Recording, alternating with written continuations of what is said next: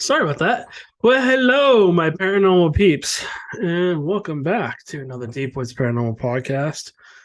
Yes, I shaved my head. I'm a bald guy now. I was a bald guy. I'm even more bald now. Just gave up on the hair.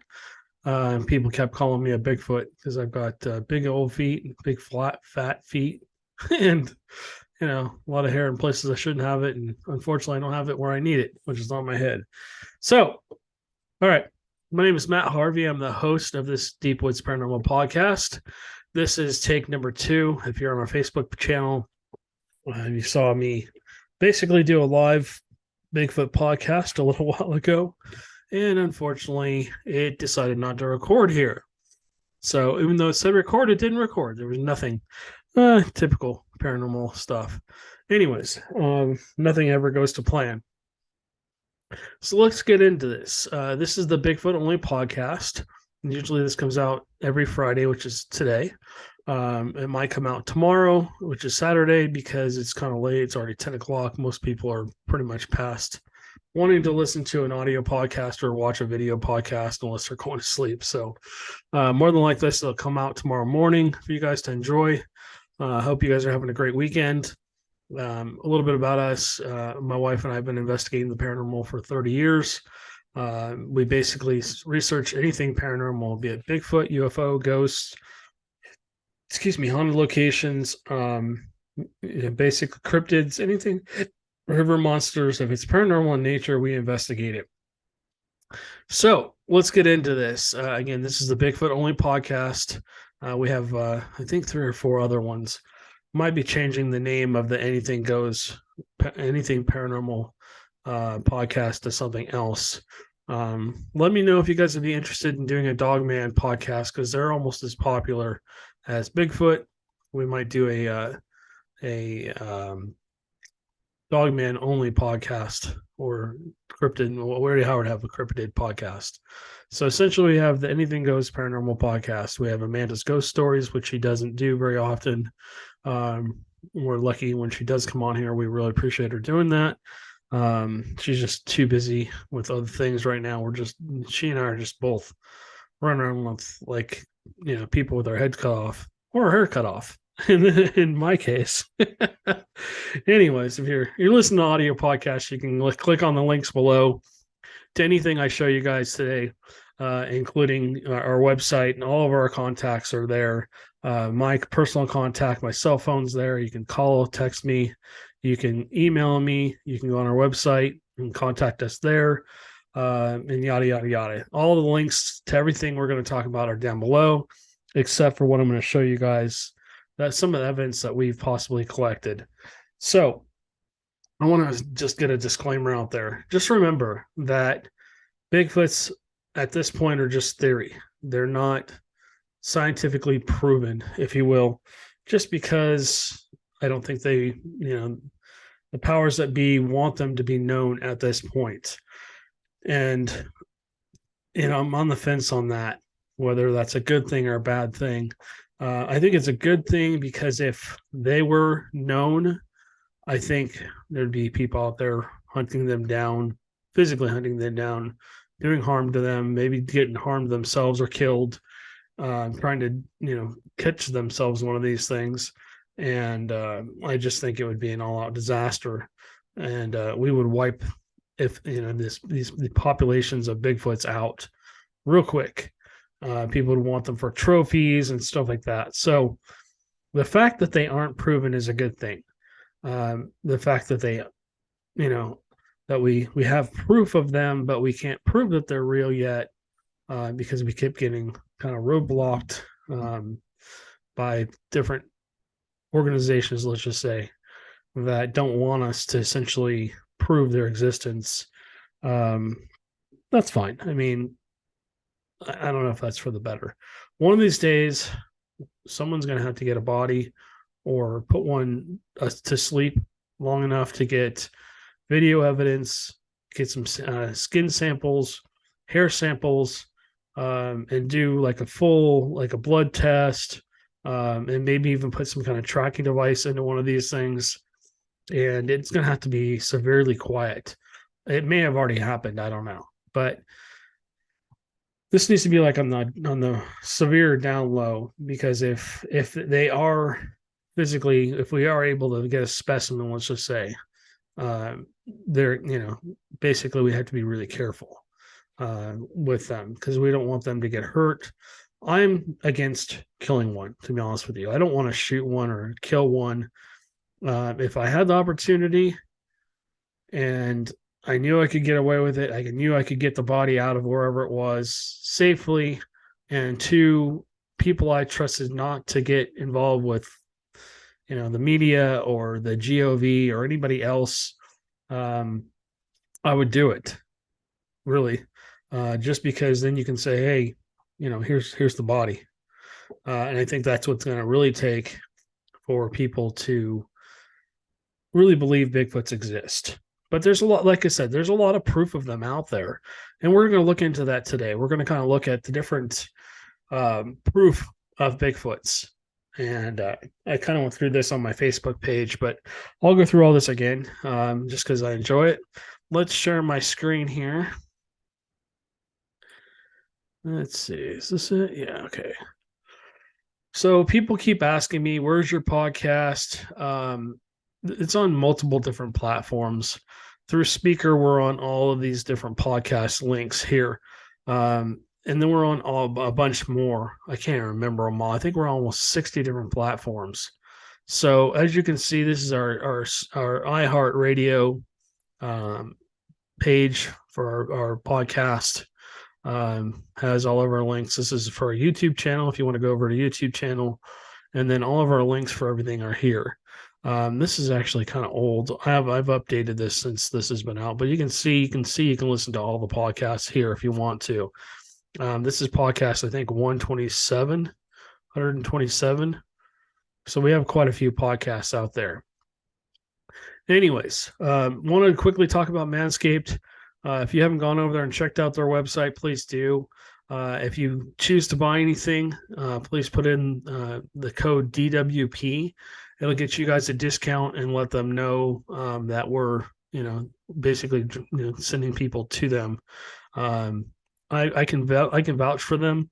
Really love the underwear. I love the t-shirt. Very high quality. I have the trimmer. Really like that.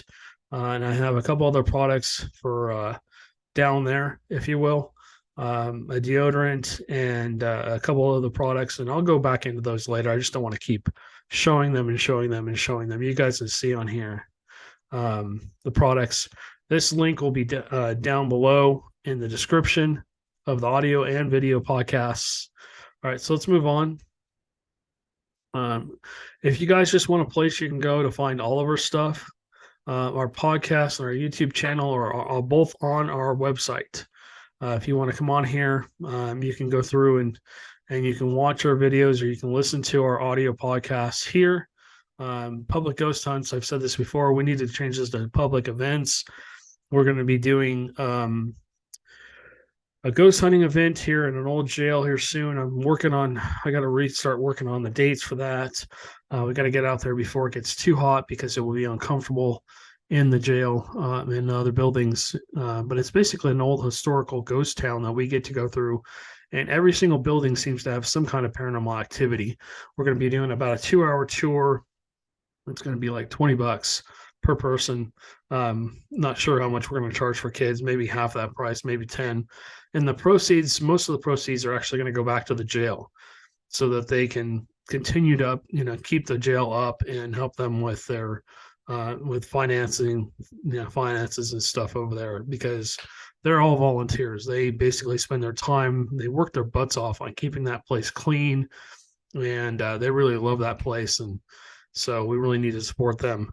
We're going to have Bigfoot expeditions, public expeditions, where you guys come out with us to different locations and help us investigate in places that we know there's Bigfoots, places you probably have never been before. Most of it will be on private land through people that we basically know, like Joe's camp. We're going to work with him on setting up an expedition out in East Texas. You guys can come out and see all this stuff on his property. At the end of this show, I will open up Joe's Camp's video because I just realized something. I had seen something, but when I reviewed the video, I couldn't quite see it. And now I'm looking back at it going, okay, yeah, I did get it. So, anyways, we'll look at, or not just it's them. We got a bunch of them possibly on camera. Anyways, all right. So, and then if you want to support us, you can buy us a coffee. Each cup is about $3. And again, the link's down below. If you're on our YouTube page, it's up on the top on our YouTube page. And it just basically, our goal is to get to $2,000. We're going to need more than that, actually, but we'll be looking for investors and sponsors for our show that we're putting together. I was talking about this earlier, and I've talked about this last week too. But we're going to put a Bigfoot show together. I am in the process of talking to another producer, and I'm talking to other people that would like to be on the show. It's not going to be casted. It's going to be people I know that are into Bigfoot that are willing to give their time for right now and go out with me on an expedition on a weekend, Friday and Saturday night, spend the night in a place where we know or we think that Bigfoots are, and see if we experience anything for a day or two and then come back. So that's coming down the pike. And everything you see on the shows will pretty much be on there. We'll have thermal cameras. We'll have guest investigators. I think we're going to try and have at least 6 people investigate with us so we can have 2 to 3 teams go off in different directions and basically see if we experience anything. And I'm looking to add a couple of ladies. I know my wife, I keep talking to my wife, Amanda, about going out and doing this, and she just rolls her eyes at me. Because she's a non-believer. She's skeptical, not a non-believer. She's skeptical. Let's put it that way. At this point. And then, like I say, you have to have an experience where you can say that couldn't be anything else but a Bigfoot. And I don't mean you heard some tree branches being snapped, or you saw a tree going back and forth, or you heard a scream, you heard a howl, you heard a tree knock. You have to physically see a Bigfoot.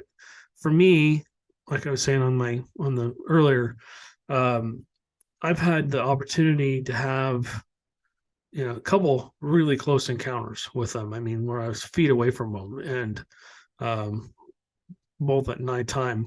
And that's scary as hell. The one time I almost walked right into a Bigfoot's belly, and if I hadn't grunted at me, I would have walked right into it. I couldn't see my hand from my face. I mean, it was that dark. The only reason I know it was a Bigfoot is I went back and looked at the film, and it's like not even a split second, or you see hair and above my head.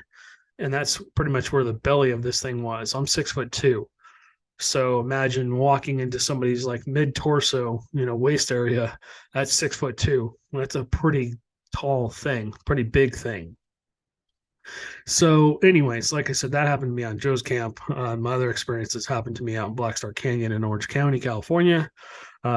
Just in case you don't know, we're in Texas. We spend a lot of time researching out here in all areas of the woods, not just East Texas, but north and south and west as well. San Antonio area has activity and stuff like that. Oh, speaking of which, we will be doing a Bigfoot event with a friend of mine, basically sometime in May. There'll be 3 weekends where we're going to be having events where people can come out and it'll be like a Bigfoot conference. It'll be really cool.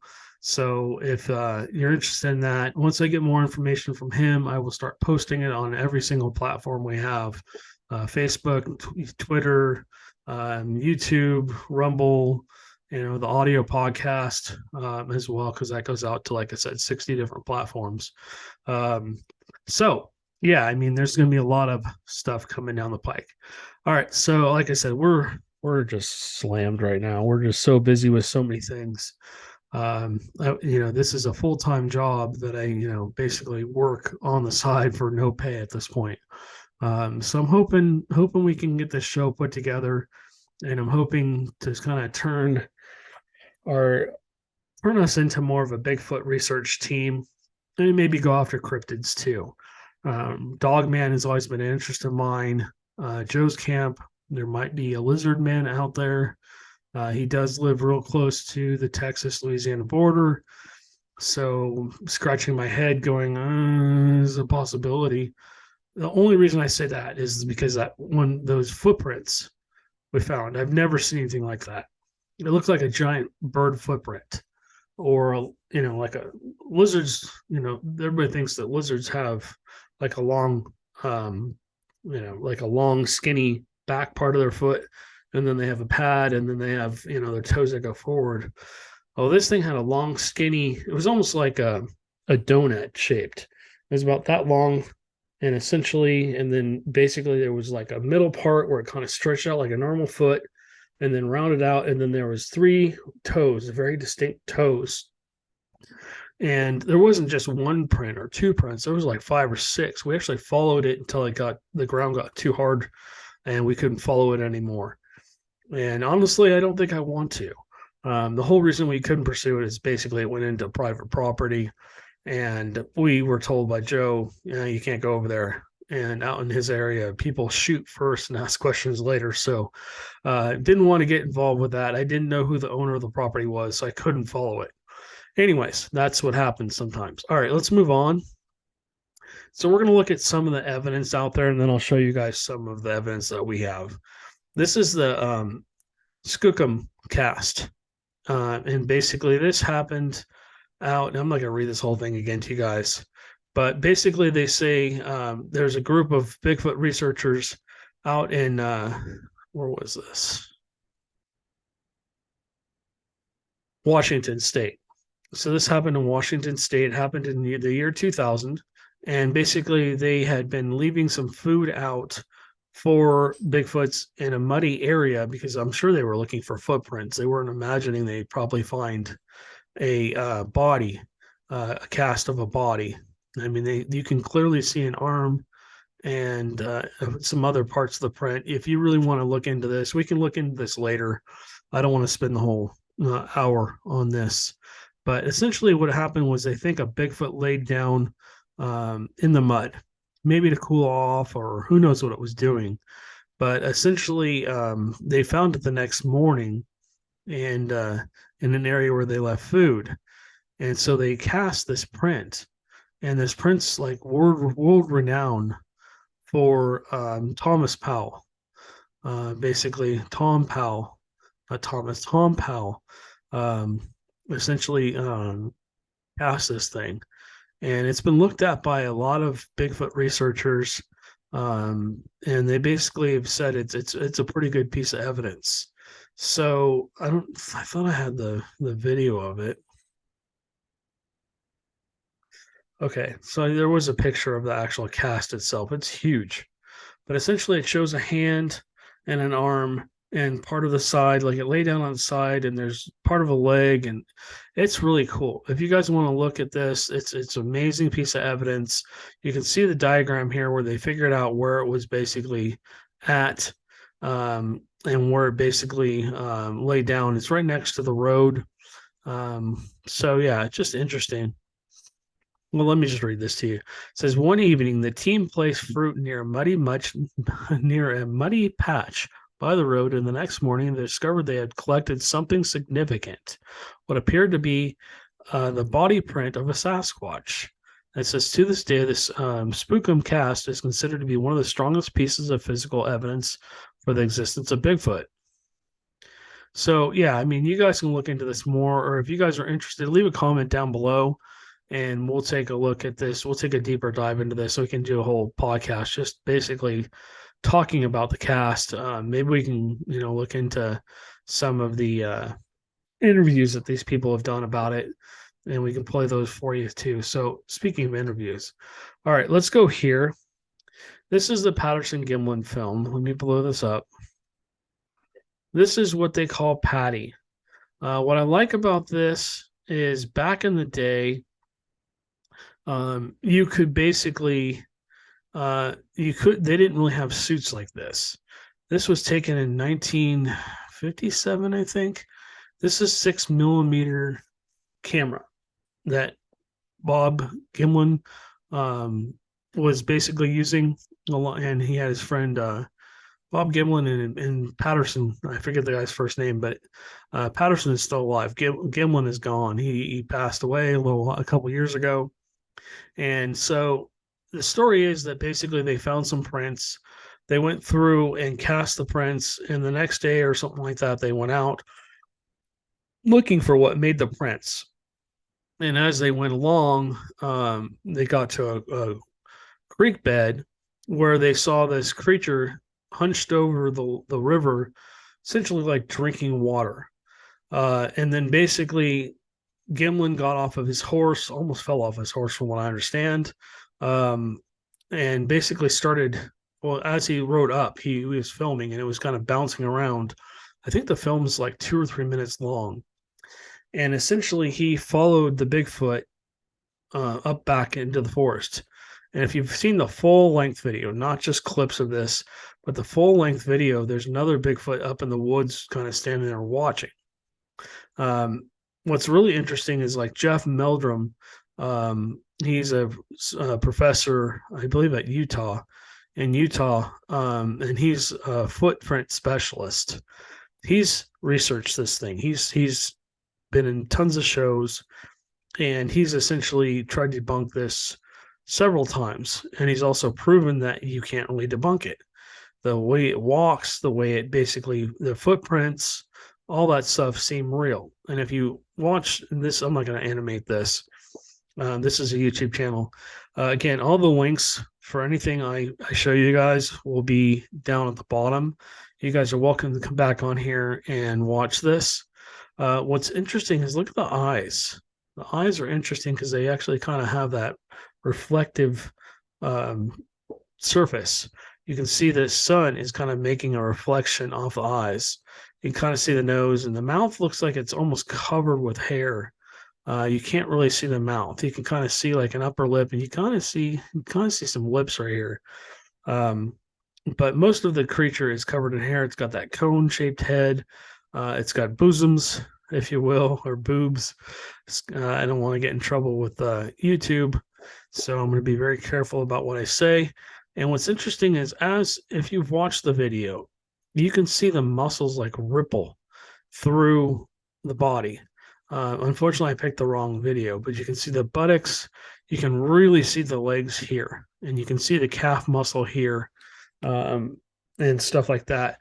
Dr. Jeff Meldrum does a really good job in one of the shows I watch. I can't remember what show it is.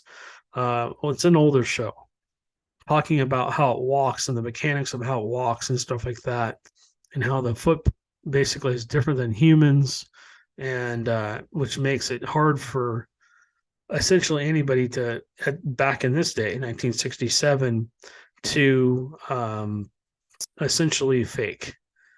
This was shot before Planet of the Apes even came out, the original one. And from what I've heard, filmmakers today that design these costumes now that look, they can fake them today like this. They can make a costume like this. But they've all said back in this time, it would be extremely difficult, if not impossible, to make a suit like this, especially with the bosoms and all that stuff. It would be just very difficult. Nobody has basically disproven this video as a fake. Nobody's been able to prove it's a hoax. Now, a lot of people say, well, Gimlin said on his deathbed that it was fake. No, he didn't. That's a lie. But anyways, I think we listened to Cliff talk about this video last week. You guys saw more of the mechanics. So if you want to go back to the video podcast on our YouTube channel or on our Rumble channel, you can do that. Bear with me. This is my second time doing this podcast because this one didn't record originally. And I think this is actually going to be better anyways. So, anyways. All right, yeah. So essentially it walks up the way and then basically turns like mid-stride, turns the whole upper body and looks back at him. And I didn't know this was real or not until I had actually seen a Bigfoot do this exact same thing. Same gape, same exact turn. Couldn't really turn its head like we can. It basically turned its head just a little bit, and then the whole body came around and looked back at me as it walked away from me. And this one was about my size and height. I'm 6'2", about 300 pounds, and it covered a lot of ground really quickly. So let's move on to the next one. You guys can go back and watch this video if you want. I'll put it in here. Some of the other signs of Bigfoot are these tree structures and these pyramids and stuff like that. And let's go over here.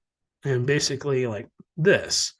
If you're watching the podcast, what it is it's basically like a tree that was maybe a 2 or 3 inch diameter, and it's like literally like rung around. It's not just like snapped off and basically the wind blew it one way or the other. Maybe it twisted a little.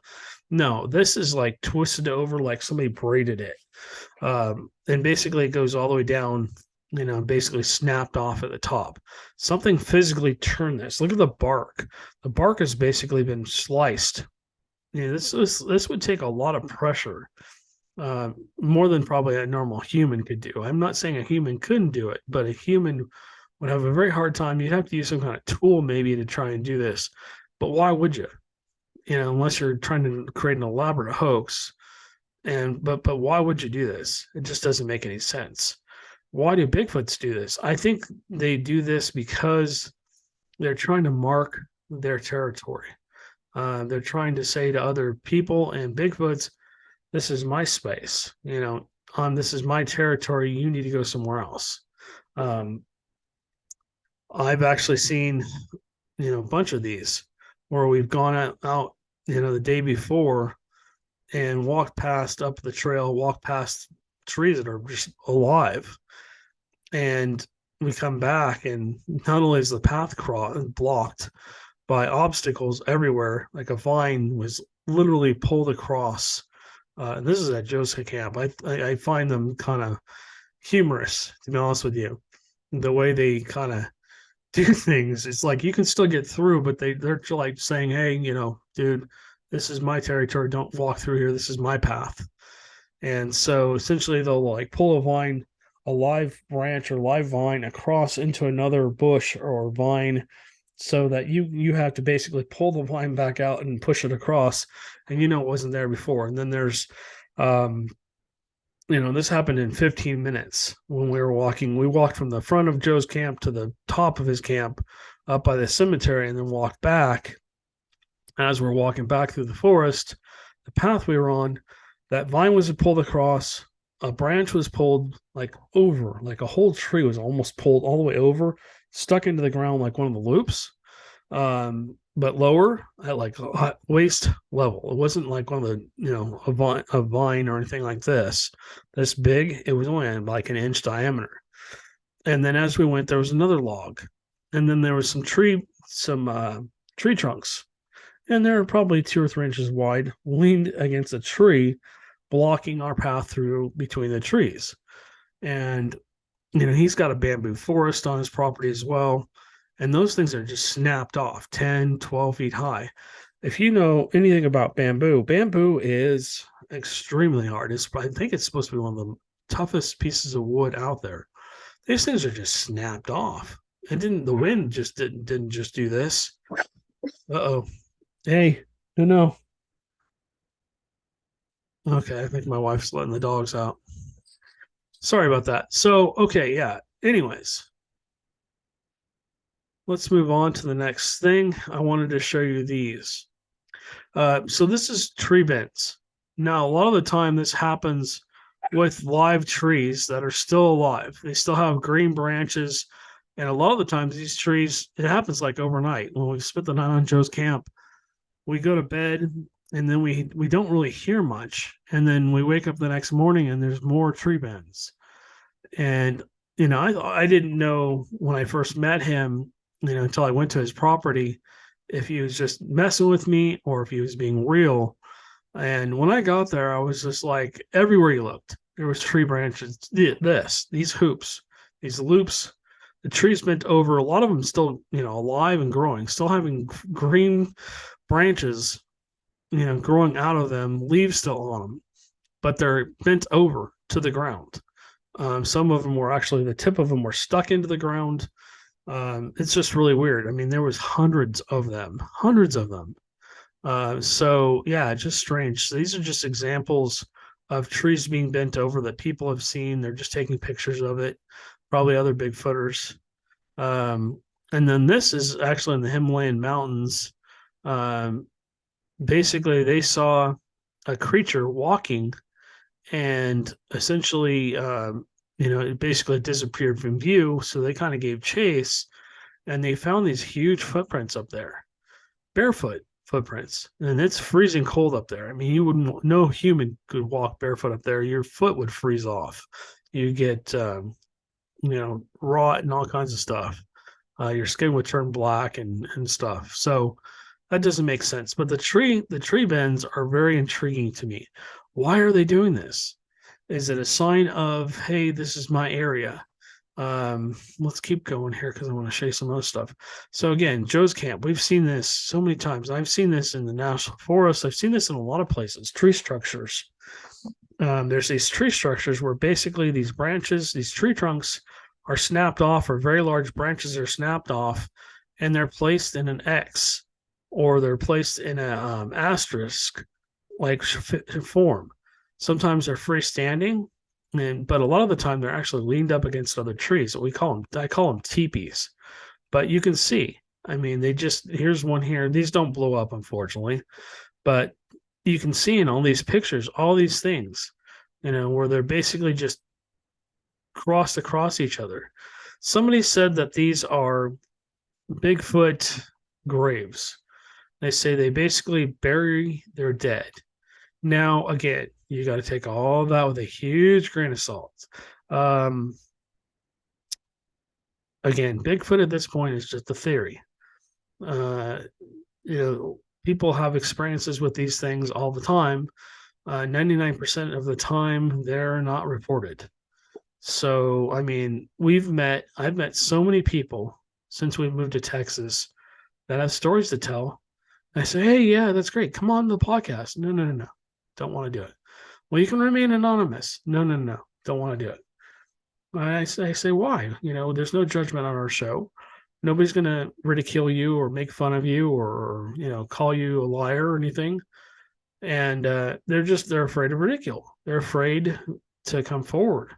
And I just think that's sad. But the more I've actually met people in person, I've just met some amazing people out here, and had a really good time talking to them about their experiences. And they've shown us places like Joe.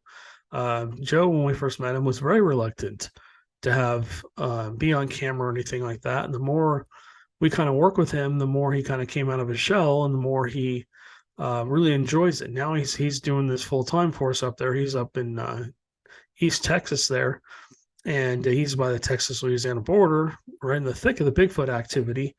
And so he's basically actively talking to other people, other witnesses, and talking to them about their experiences and trying to find locations for us to go do our research at. Speaking of that, I kind of talked about this last week. I'm in the process of putting a show together, a Bigfoot show. We're going to look at the shows that are out there that are really popular, that I know a lot of people really like, the Finding Bigfoot, Expedition Bigfoot, and a few others like Monster Quest and stuff like that. We're going to take that and we're going to go full-fledged forward with it. At this point, I am looking for another 2 or 3 people, maybe 4, to come with me full-time, maybe Friday and Saturday, maybe like every other weekend or every weekend. Go out and go into these areas where Bigfoots are seen, document it, spend the night. What I want to do. So I literally, we're talking about these tree structures. I want to set up a hammock or a tent or something, or even sleep out under the stars. I want to set up camp in these places, not in the physical where they are, but maybe next to them, maybe within about 10, 15, 20 feet. I don't want to, if this is like a Native American burial ground, I don't want to trample on anything's grave. And I don't want to be disrespectful. And I know a lot of people are sitting there shaking their heads going, that's just wrong. But how are we going to get any evidence? I mean, if you don't go into where they are and kind of push them a little bit, they won't react, and you won't get any kind of evidence. And now, by when I say react and when I say push them, I don't mean like physically try and harm them or push ourselves in a bad way. I'm just talking about in a positive way, maybe by leaving them food or leaving them treats or leaving them something to play with, gifting. They call it gifting. So yeah, that's what I want to do. I want to get out there. I want to try all these tricks. I have a lot of friends that are hunters. I have a bunch of friends now that are Bigfooters. I have a bunch of friends that are just really enthusiasts and want to have an experience that they can say it could be anything else but. And so I want to take those people and I want to go out in the field and I want to see what we can experience. I mean, in 2 years at Joe's camp, we documented a crap ton of stuff. And we'll talk about Joe's camp in just a minute. But yeah, I mean, it's a special place. I mean, when you have Bigfoots literally living, he lives in their living room, essentially. They come across his property and then go across to hunt or whatever, but they spend time on his property. Joe has a very special bond with the Bigfoots there. And for your skeptics out there, I know this channel has a mixture of believers, people that are on the fence, people that are like me, they're believers, but they're also skeptical. And then you have the non-believers, which, like I said, you have to have an experience. So can't say that could. Try it again. You have to have an experience. You can say it can't be anything else but. And like I said before, it can't just be, I think I heard something, I think I saw something. You have to actually physically be able to say that was a Bigfoot, Matt, and that's the experience I want other people to have as well. Because I've been lucky enough to have that experience several times. And it's a like an adrenaline rush for me. But anyways, this is getting a little long. I want to get through this stuff. But yeah, I mean, this is the kind of stuff I go looking for. Um, not to say all of these are Bigfoots, but it's strange how these trees, especially like I know firsthand because of Joe's camp, we would find tree trunks with no roots anywhere near, no tree, no base from where it came from, leaned against another tree, and then other tree branches like stacked against it. Here, let me show you what I'm talking about. Like this, we find and they weren't this elaborate, maybe because we're right there and they don't want to, really be seen that much. But it's just basically, we call them teepees, where they basically put a tree trunk or tree branch, large tree branch, into one of these V's of the trees, and then they lean, all kinds of sticks and other things. They weave vines through it and stuff like that. I mean, if you've seen Joe's camps videos, you'll know what I'm talking about, because I've gone up to them and I've shown you guys them many, many times on our YouTube channel. Unfortunately, that's not on a Rumble channel yet. Most of that video, it only lives on YouTube now, because the camera that I had at that point in time, my computer's newer and doesn't like the low quality of the video. So again, I don't know if I talked about this, but buying us a coffee, we're trying to upgrade our camera gear, especially for night and stuff like that. So let's keep going. Here's another one. This is exactly what I was talking about, where you've got all these tree branches and trunks shoved up through a V in a tree. And it's just strange. Is there anything down below here? No. Okay, so it's just strange that this stuff keeps happening.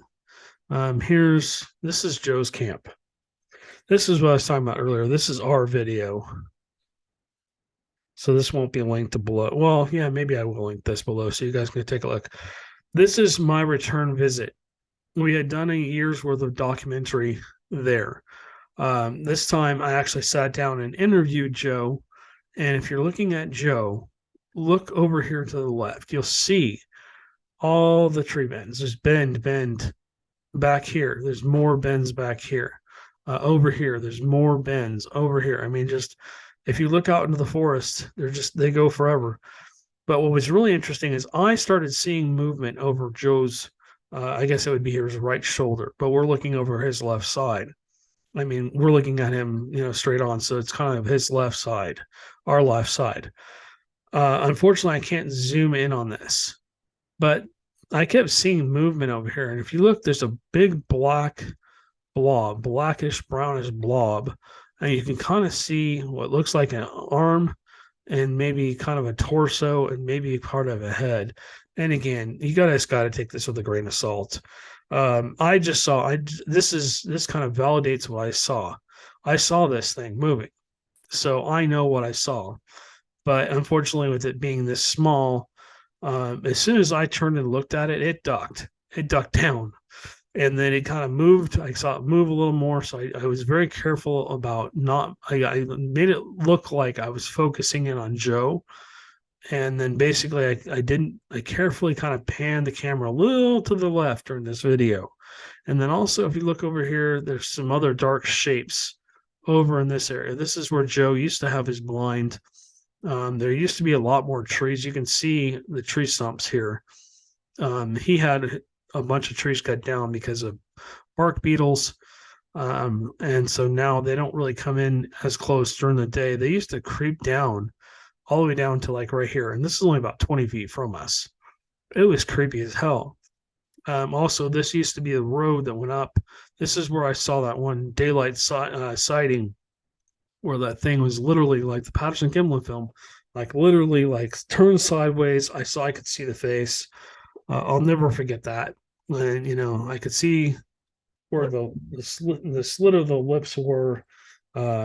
And the tan skin around it, almost like a perfect circle, and the ripples of the skin, like almost like a monkey or chimpanzee or a gorilla would have.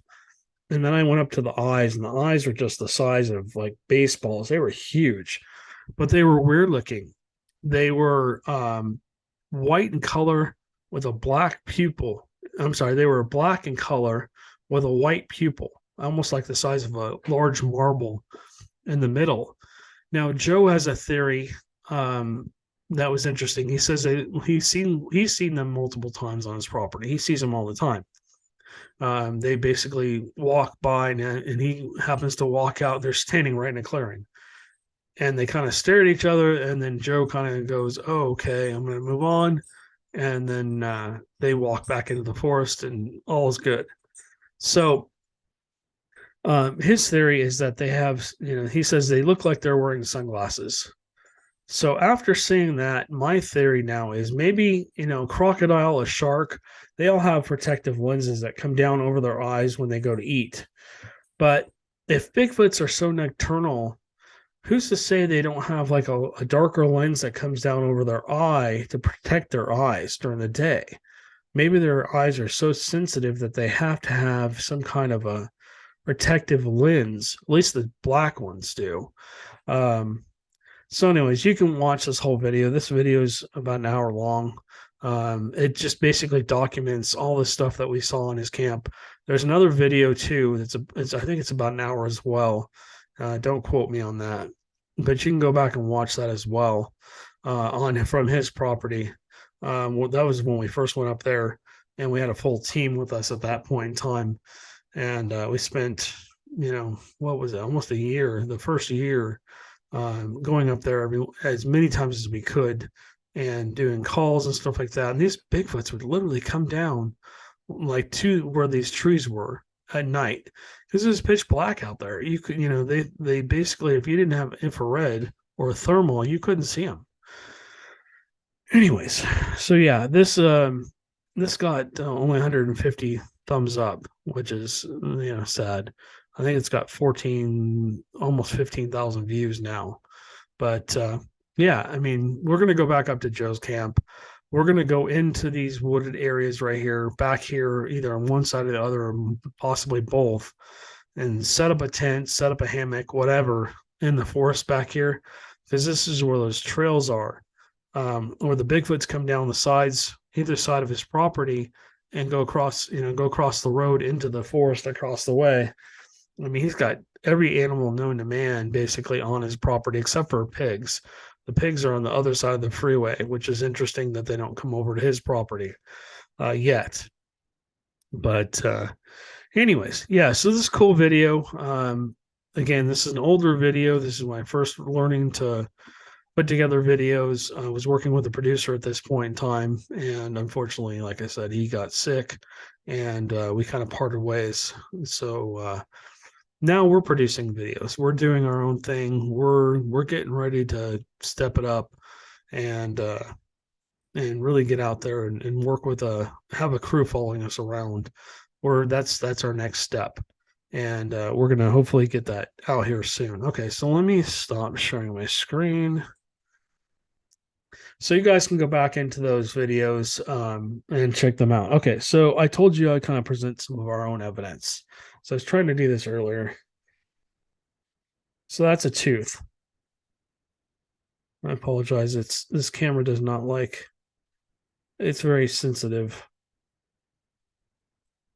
Wish I could turn my screen off, but there's ridges in there. There we go. With that light up there, it's a little hard to see.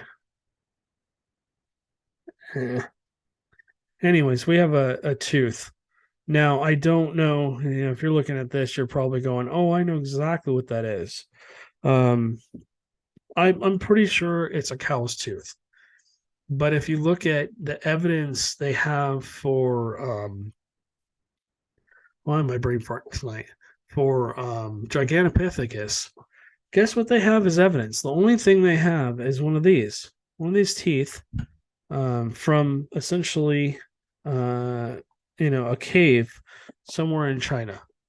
And that's how they based what they look like, what they probably ate, how big they were, and stuff off of. So yeah, that was actually caught. That was found at a person's property down towards Houston, and they were creating a new suburb, and he had moved in and basically explored the forest around his area, and that he found that. So, anyways, here's a hair sample. Oh, this thing's annoying as hell. Oh boy. So much for show and tell. So there's a hair sample. I'm trying not to move this at all. This green screen is terrible. If you want to go watch the Facebook page, it's linked below. You can go watch our live there. So anyways, we got hair samples. This is from Black Star Canyon from a long time ago. I was hiking up in an area where we didn't really normally have permission to go, but we had permission to walk up there. I wasn't looking for anything Bigfoot related, but I found a footprint, and then essentially real deep in the mud. And I didn't have any of my Bigfoot research stuff with me. I was actually out on a day hike with some friends, and we're working with the Irvine Ranch Conservancy, and there's this huge footprint. It looked like there was only one, and it looked like it stepped into almost like a hole by accident. Probably didn't see it, stepped into this hole, left this huge footprint.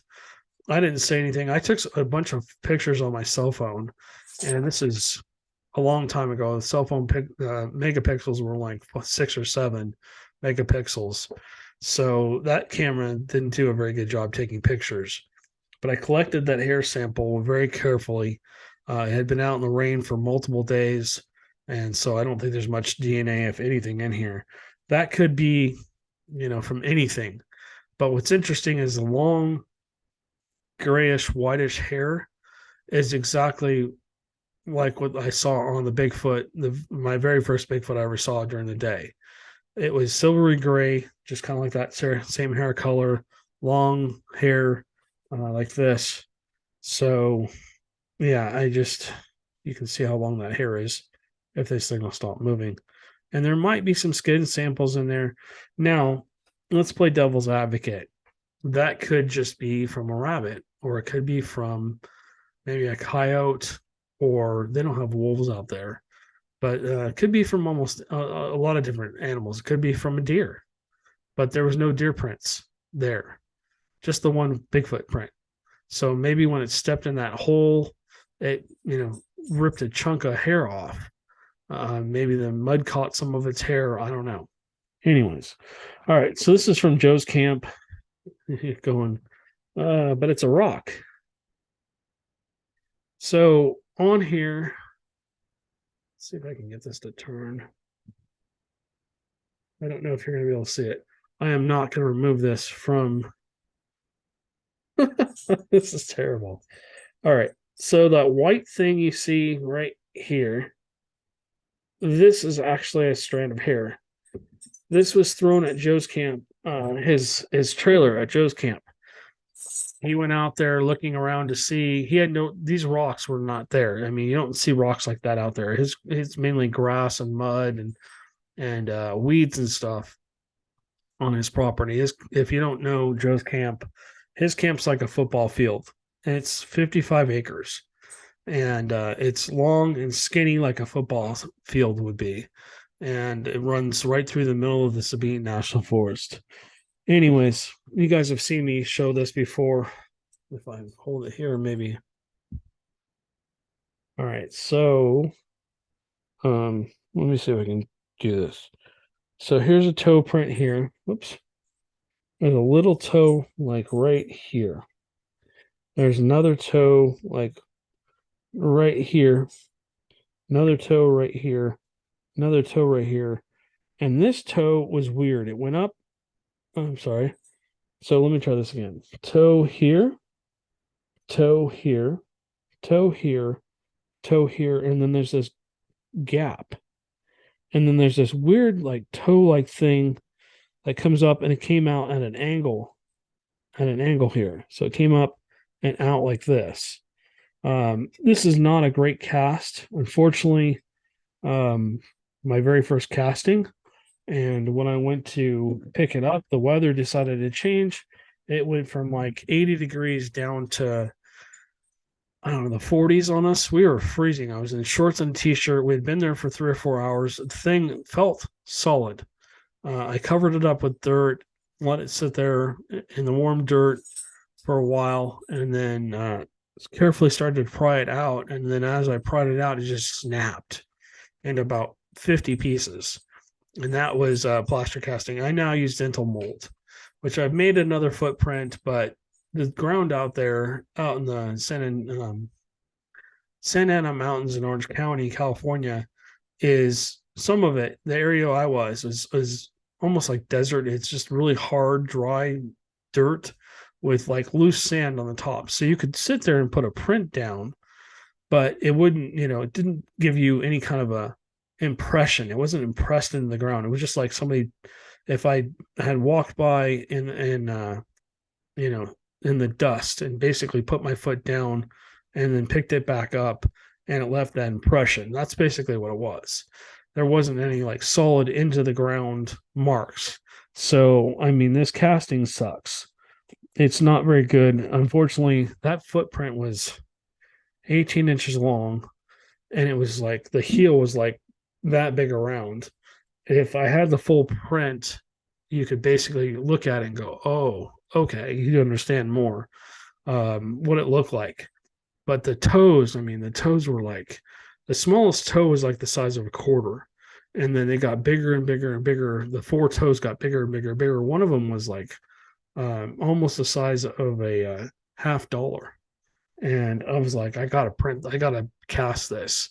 I had just gotten casting. I was like, I'm going to do this. And man, I had bad luck with me on that day.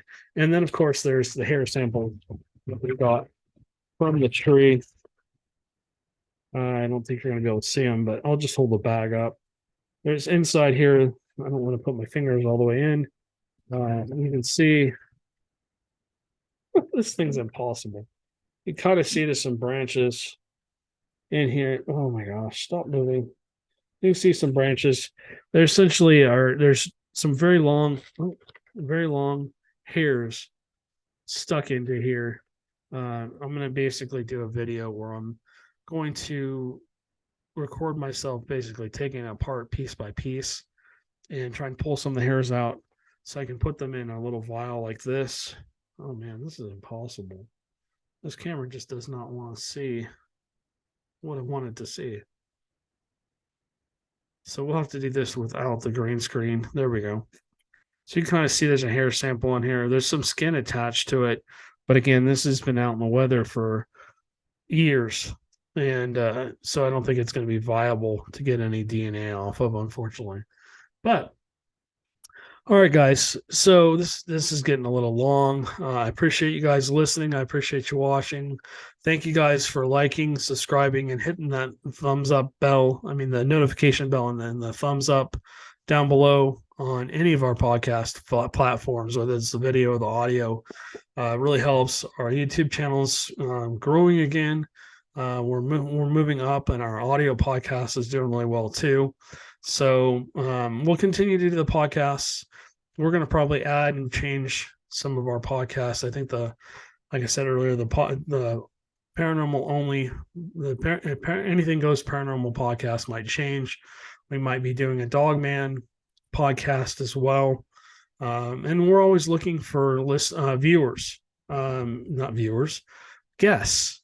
Or sorry, my brain is just like done for the day. It's almost 11 o'clock, and I only got like 3 or 4 hours of sleep last night. So essentially, we're always looking for guests. Again, there's no judgment. We don't want you to come on here and get ridiculed or anything like that. If you want to just come on and tell your story, it doesn't matter. It doesn't have to be Bigfoot, aliens, UFOs, haunted locations, whatever your story is. If it's paranormal in nature, our guests, our listeners and viewers want to hear about it. So anyways, thanks again for watching. Thanks again for listening. Again, please hit that notification bell. Please subscribe to whatever platform you're on.